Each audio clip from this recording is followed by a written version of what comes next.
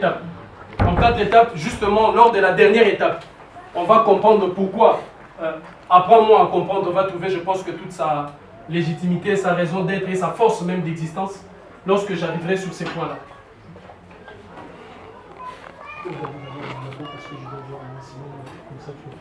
Donc, MUDC, comme je vous expliquais, le Marron Uni Dîner Courageux, que vous verrez bientôt le Yakankou, qui va remplacer Marron, et on restera Unité, Dignité, Courage, parce que je pense que sans ça, je ne trouve pas par quel mécanisme et par quelle magie on va essayer de résoudre les innombrables problèmes. Pas dans la structure, mais je parle de valeur, d'unité, de dignité et de courage.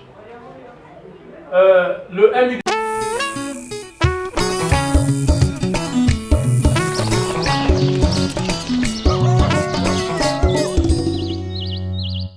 Atlas. Chaque mot que vous allez voir ici, ou tout ce que je dirai d'ici qui sort de moi, ce sont des mots qui ont été soigneusement choisis. Donc le mot ne sont pas, c'est pas du hasard, c'est pas des à peu près. Je ne vais pas chercher des à peu près pour placer là ici, mais je disais chaque mot qui est choisi ici, ça a été scrupuleusement ausculté, décrypté, tourné de gauche à droite, juste à vous présenter ça aujourd'hui. Donc MUDC Atlas. En premier, je disais que je vais le présenter en 4 étapes. Je vais vous présenter en premier la bibliothèque biologique. La bibliothèque biologique parce qu'il est important, je dirais, et même indispensable, que chacun de nous puisse d'abord récupérer sa bibliothèque, sa propre bibliothèque biologique.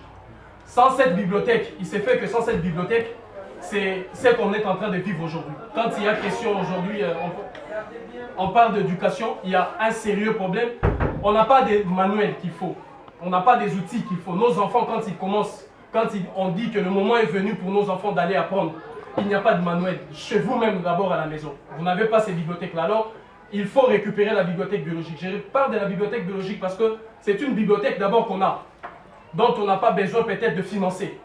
Mais c'est une bibliothèque qu'on a. Mais il faut aller remplir cette bibliothèque-là. C'est à la fois un travail de recherche, mais aussi un travail d'édition, où chacun d'entre nous pourra, à la mesure de ses moyens, de ses capacités, de ses connaissances, pouvoir écrire et remplir cette bibliothèque biologique.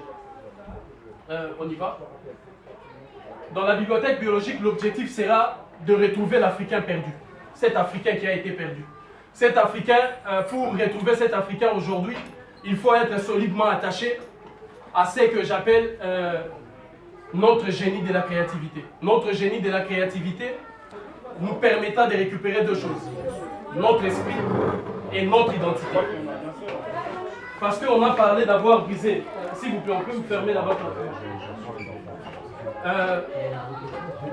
ça nous permettra de récupérer notre esprit et notre identité.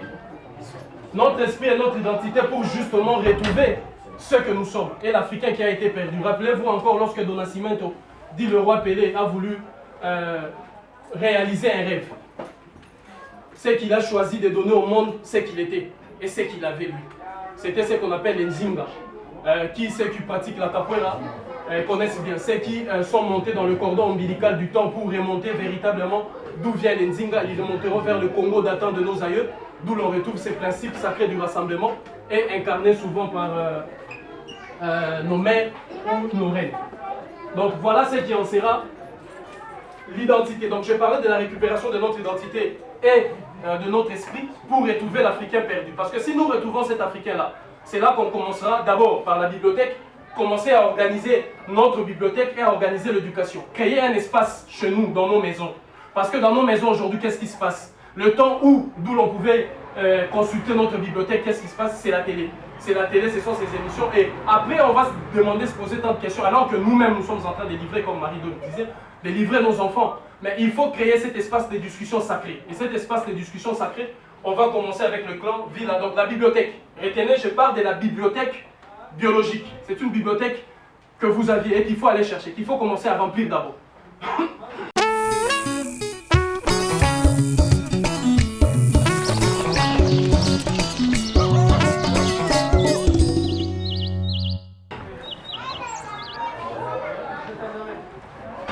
On s'arrête là. Donc, dans la bibliothèque biologique, je parle d'abord d'une tout.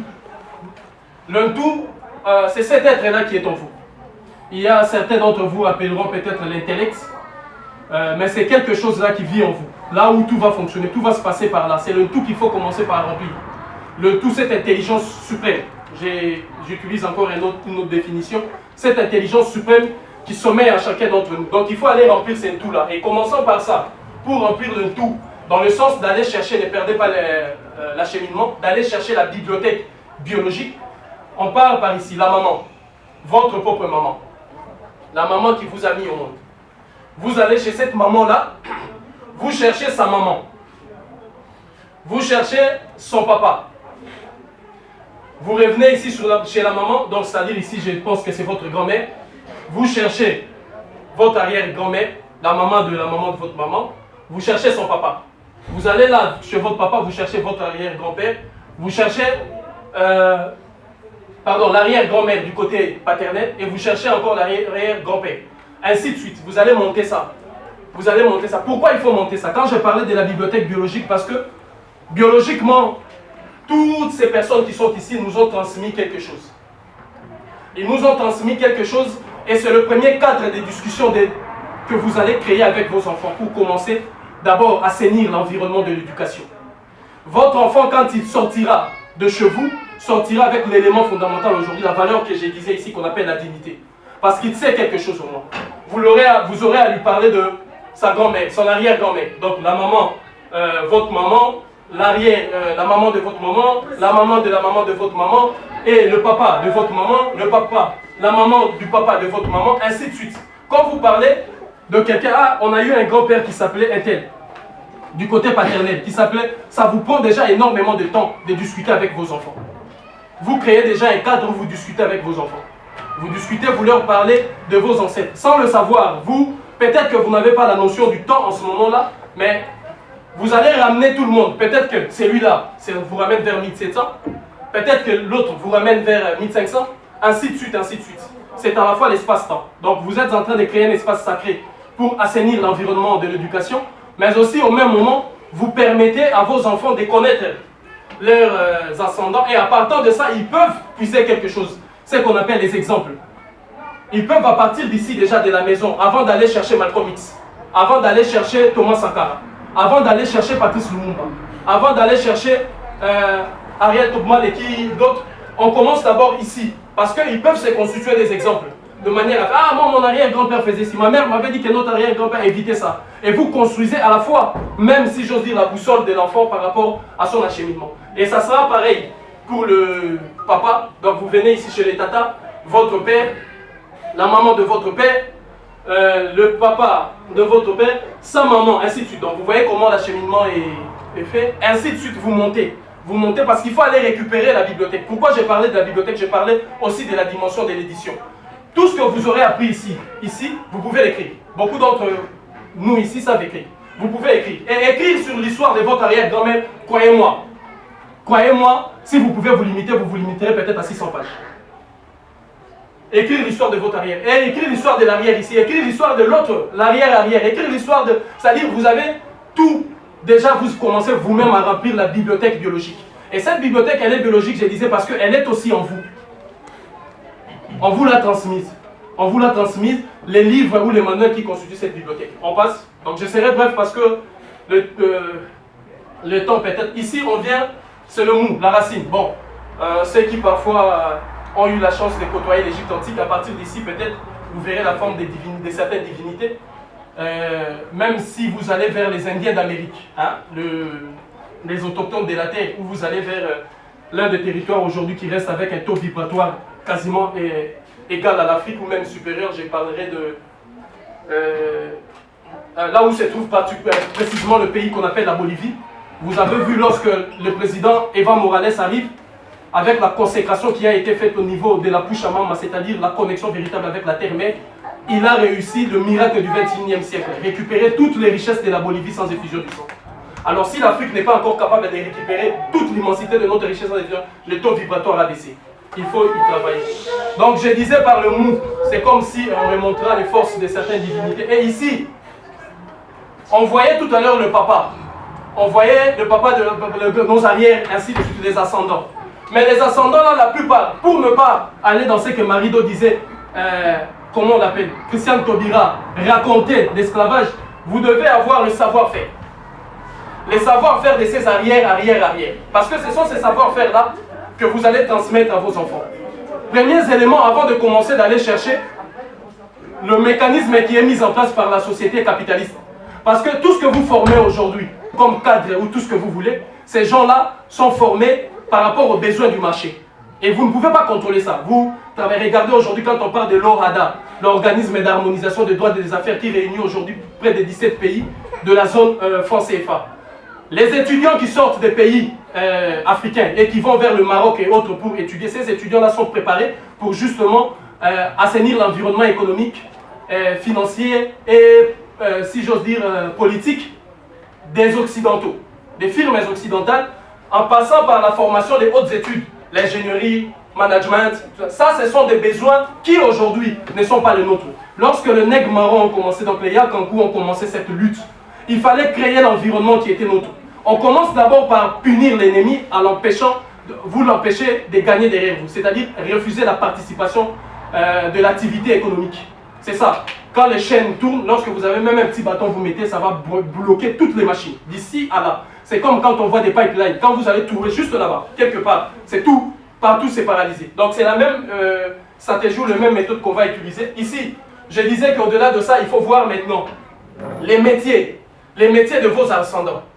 Alors, par exemple, forgeron, bijoutier, bon, artisan, je ne sais pas moi, sculpteur, décorateur. À partir de ça, dans vos familles, dans l'ascendance, lorsque vous rentrez, vous serez dans la possibilité de pouvoir récupérer ça. On vous parlera par exemple, votre arrière-grand-père était forgeron. Ça doit vous intéresser. Dans votre bibliothèque, vous aurez à marquer, quand vous allez transmettre à l'enfant le grand-père un tel, vous allez transmettre aussi à cet enfant un métier. Un métier selon qui? Tel que votre arrière l'avait compris. Pas tel que eux ils ont compris le métier de forgeron. Parce que si les Africains étaient capables, jusqu'à preuve du contraire, de rester sur les tissages du raffia, ou de rester dans notre métallurgie, notre capacité, en commençant par la forge, de travailler, c'est ça, on n'aurait pas besoin des techniciens venus d'ailleurs pour aujourd'hui faire ce que vous appelez des chemins de fer. Pas besoin de ça, parce qu'ils savent la maîtrise du feu et du fer nous aurait permis de réaliser ça. Mais c'est parce que justement il y a eu ce cordon ombilical qui a été coupé pour être capable d'aller récupérer ces métiers. Et c'est ici qu'il faut commencer. Quand vous parlez de vos ascendants, vous allez directement récupérer des métiers. Votre arrière-grand-père, prenons celui a été forgeron, l'autre était bijoutier. Vous allez comprendre ces métiers par rapport à vous, par rapport à comment eux ils l'ont compris. Ils vont vous transmettre, parce qu'en Afrique je sais que c'est comme ça, quand vous allez même chez des forgerons aujourd'hui ici à Paris dans différents foyers, vous verrez, ils vont vous transmettre d'abord des règles, des principes. Et ces règles-là ne vous forgent, non pas seulement en tant que forgeron, mais d'abord en tant qu'être humain. Vous êtes forgé par des valeurs. Votre comportement est forgé, votre attitude est forgée.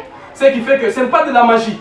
Lorsqu'on veut boycotter, beaucoup de gens parlent du boycott. Il faut boycotter l'industrie occidentale, il faut boycotter l'économie occidentale. Mais vous n'avez pas été forgé par ces principes. Vous ne pourrez pas. Même si on appelle à un boycott, il y a quelqu'un d'entre nous qui est courageux ou une courageuse qui appelle, on n'arrivera pas parce qu'on n'est pas forgé. Il faut être forgé, préparé pour ça, pour être capable demain quand on dira boycott, le boycott va marcher. Alors, en partant d'ici déjà, forgeron, vous aurez à récupérer, artisan, vous aurez à récupérer, peintre. Et vous savez que derrière chaque métier, c'est aussi l'économie qui s'est construite. Derrière chaque métier, c'est cette économie-là qui s'est construite. Et c'est cette possibilité que vous aurez à transmettre à vos enfants. Déjà cette bibliothèque, vous remplissez, je suis toujours au niveau de la bibliothèque biologique. Parce que là, ça peut être transmis aussi de manière par l'oralité. Mais vous, en prenant tous ces savoirs, vous pouvez écrire. En tant que bijoutier, vous pouvez écrire, vous aurez des livres ou des manuels qui parlent de ça. Ce qui fait que l'enfant est déjà constitué avec une bibliothèque biologique très enrichie. Ça sera pareil, ici de l'autre côté, médecin, agriculteur, agronome. Or, ce sont des métiers. Quand vous regardez, par exemple, regardez simplement cette présentation, vous aurez à remarquer qu'il y a des métiers aujourd'hui qui manquent ici à l'Afrique. Mais c'est les managements, là où les gens vont souvent. Quand vous allez en Afrique, vous regardez la promotion des bacheliers, vous aurez à remarquer, par exemple, prenons la promotion 2015. Dans les capitales africaines, toutes les capitales africaines sans exception qui se respectent, il y a à peu près de 300-400 écoles littéraires et administratives. Je dis bien 2 à une seule école agricole. Pas d'agronome. Bon, vous voulez défendre la terre de l'Afrique, vous allez la défendre pourquoi? Laissez les Chinois exploiter ça. Laissez les Européens exploiter ça.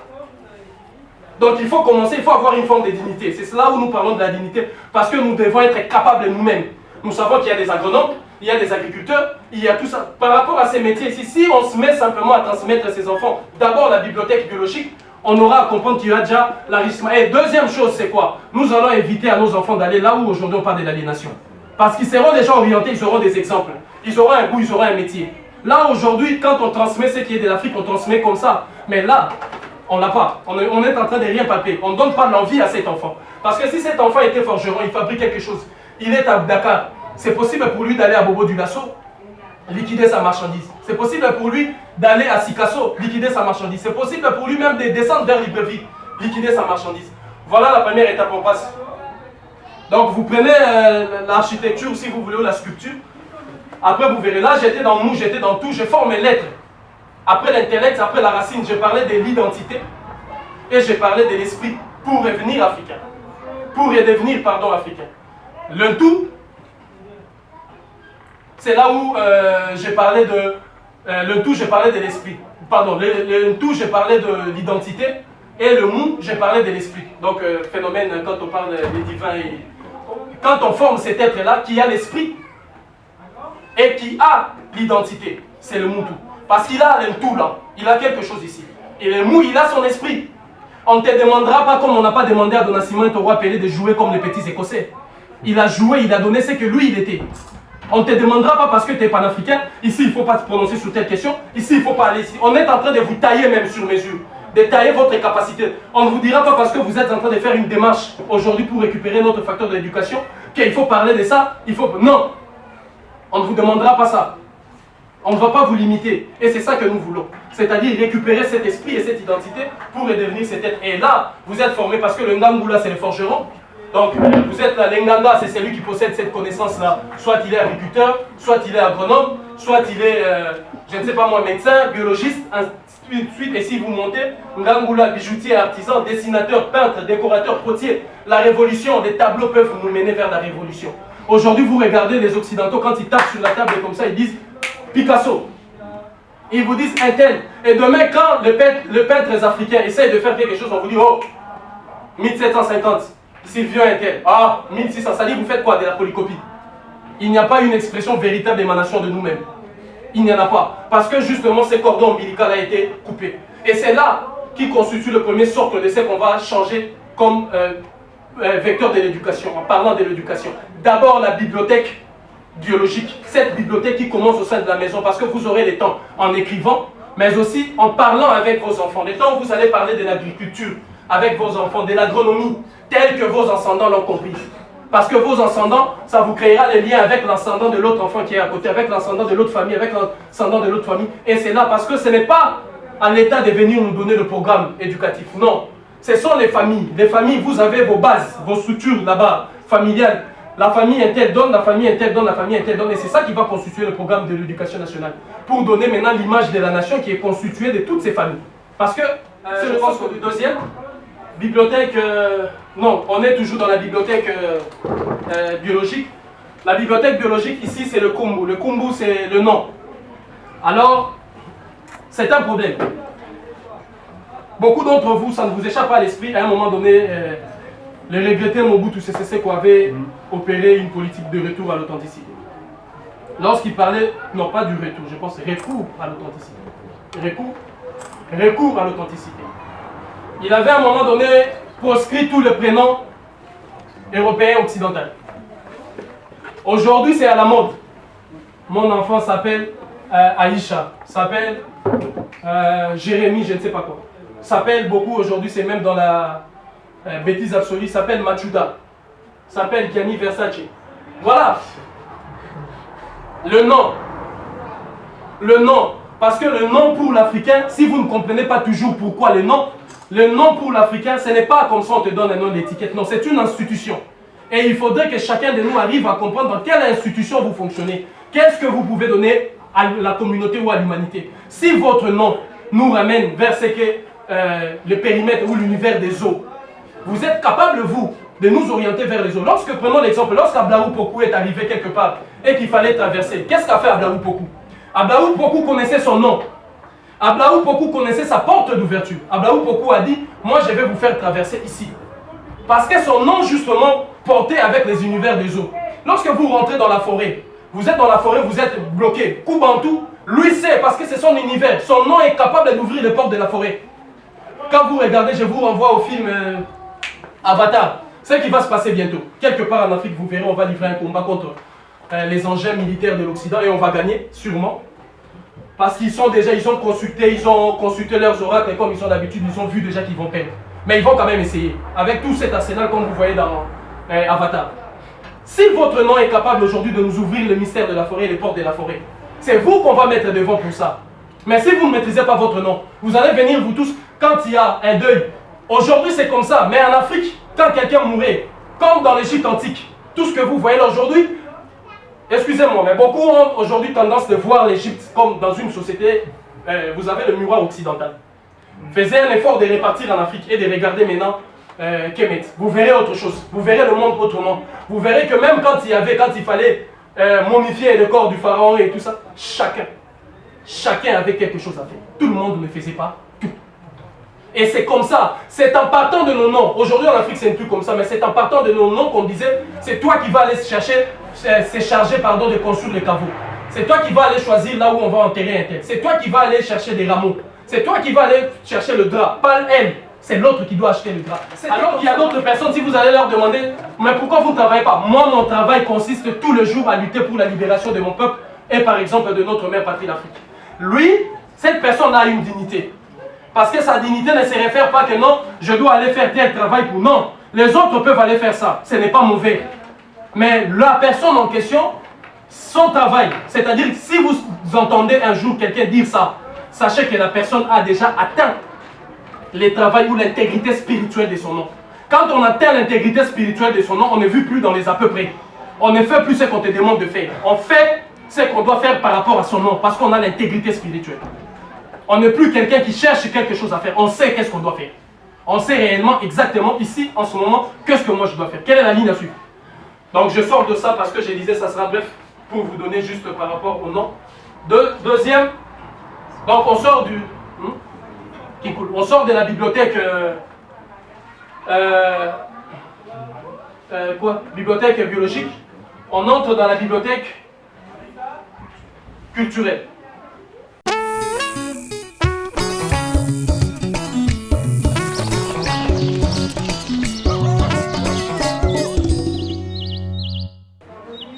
Après avoir reconstruit ou reconstitué votre bibliothèque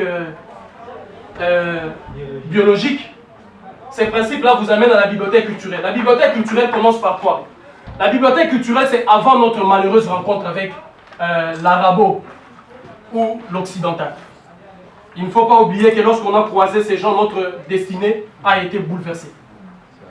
Notre acheminement a été bouleversé. Ils nous ont placés sur un chemin qui, par exemple, peut-être, je pense que ce n'était pas notre chemin. Là où nous sommes aujourd'hui, nous tentons tant bien que mal d'essayer de récupérer, de nous reconstruire, mais certes, ce n'est pas notre chemin. Et la bibliothèque culturelle va nous ramener dans ça. Cette bibliothèque culturelle, quand vous l'aurez à la recomposer ou à la reconstituer, vous allez aider vos enfants. Si vous avez en face de vous, un érudit bouddhiste, vous lui dites, ah non, ça c'est pas nos choses, c'est les choses des Asiatiques, tout ça, il va vous détruire. Parce que lui, il ira thème par thème. Il va vous démontrer comment est-ce que vous devez suivre ça. Alors ne dites pas à vos enfants comme ça ne vous appartient pas. Non, il faut tout un acheminement, il faut un processus. Il faut savoir l'expliquer dans toutes les dimensions que vous pouvez. Alors, ici on ira fondation des civilisations africaines. Vous repartez vers le Kemet, l'Égypte antique. Vous repartez vers le Congo datant. Vous repartez vers l'Ashanti.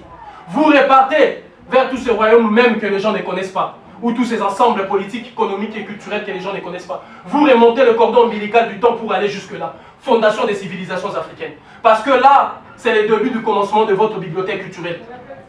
La plupart des érudits et des historiens qui sont en train d'écrire aujourd'hui sont eux aussi fondamentalement malades. Et ils sont aujourd'hui déviés. Parce qu'ils sont en train de nous donner ce que l'Occidental a voulu qu'ils nous donnent.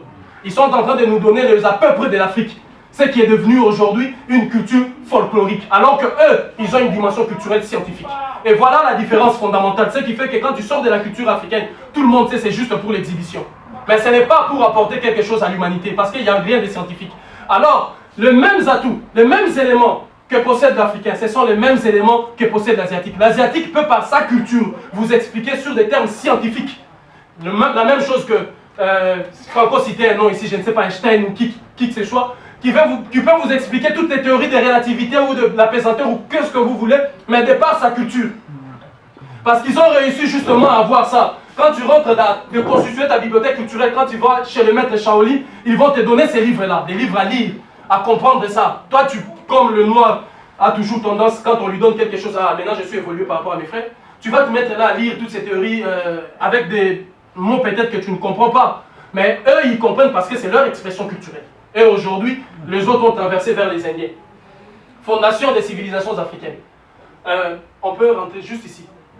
S'il y a des questions. Il n'y a pas de questions ici. On descend, donc ça sera après. Donc c'est la même chose lorsqu'on rentre dans les fondations des civilisations africaines. Vous cherchez en deuxième étape connaissance et savoir-faire. Vous écrivez, vous faites la recherche, mais allez aussi chercher des documents, des gens qui ont écrit dans ces sens, qui ont écrit sur les connaissances et les savoir-faire, émanation d'ici. Lorsque nos civilisations ont été fondées, les débuts, pas là où il y a eu la perturbation quand je disais, donc les débuts, ici, les savoir-faire et l'ensemble des connaissances qu'on possédait. L'initiation ancestrale. J'insiste dessus. L'initiation ancestrale. Pourquoi l'initiation ancestrale? Dans l'optique des choses en Afrique, ou dans le monde, sur Terre, comme les choses, parce que, permettez que je sorte du mot Afrique, sur Terre. Parce que les Africains n'ont fait que respecter les règles et les lois, comment marcher sur Terre. Les autres ont bafoué ces règles et ces lois. Nous, tout ce qu'on savait faire, c'est marcher comme ça, parce que quand on arrive quelque part, il fallait rester sur cette dimension. Et la dimension qu'on avait, c'est justement d'aller dans ce sens. L'initiation ancestrale.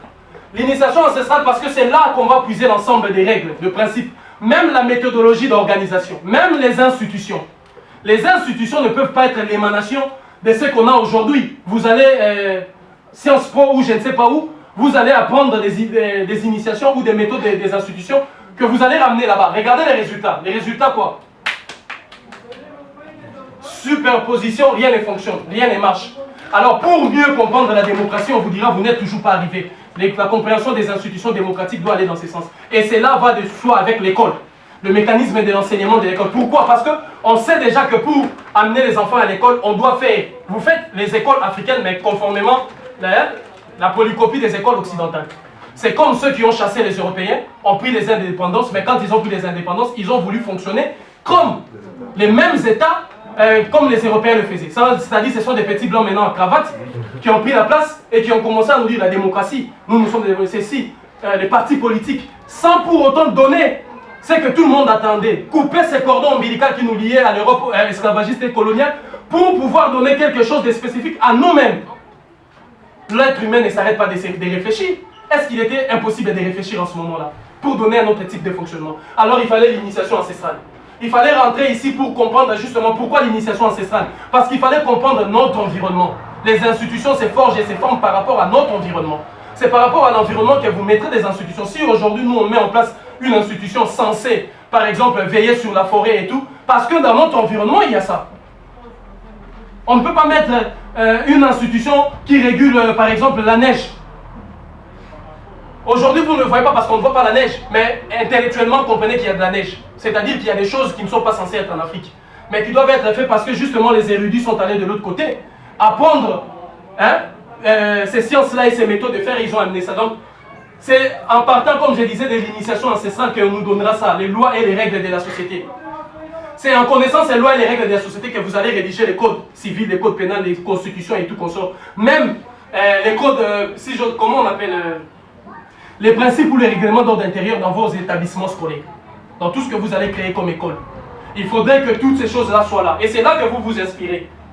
En partant de l'initiation ancestrale, vous avez les lois et les règles. L'organisation sociale, nationale, communautaire et familiale, comment vous vous organisez.